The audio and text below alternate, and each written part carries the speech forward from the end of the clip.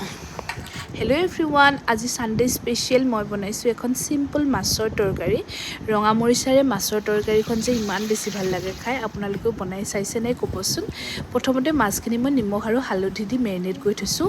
আজি চন্দা মাছেই লৈছোঁ আৰু মাছখিনি ভালকৈ ফ্ৰাই হ'বলৈ দিছোঁ।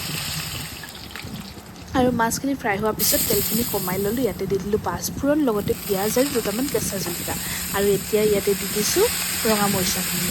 ভালকৈ কুটি লৈছোঁ মৰিচাখিনি আৰু তাতে এতিয়া দিছোঁ নিমখ, হালধি, লগতে আদা নহৰু খুন্দি লোৱা আৰু সৰু সৰুকৈ কাটি লোৱা কচুৰ সলনি আপোনালোকে আলুও দিব পাৰে, কিন্তু এইকেইদিনত যে কচুবিলাক খাবলৈ ইমান বেছি ভাল হৈছে আৰু বহুত ভালকৈ সিজে। আৰু ইফালে আজি বহুত গৰম পৰিছিলে, হাজবেণ্ডে মাজতে কিবা আহি জমায়ো আছিলেহি। আৰু ভালকৈ ভাজি লৈছোঁ আৰু এতিয়া ইয়াতে দি দিছোঁ গৰম পানী। এই গৰমত যে এইখন তৰকাৰী খাবলৈ ইমান বেছি ভাল লাগে আৰু একদম চিম্পুল হয়, বনাওঁতেও কষ্ট নহয়। আৰু এতিয়া ভালকৈ উতল অহাৰ পিছত ইয়াতে দিছোঁ মাছ, আৰু প্ৰথমতে যোনটো ৰঙা কালাৰ থাকে মৰিচাৰ সেইটো একেবাৰে যায়গৈ। আৰু আজি আমাৰ মাছৰ তৰকাৰী ৰেডি।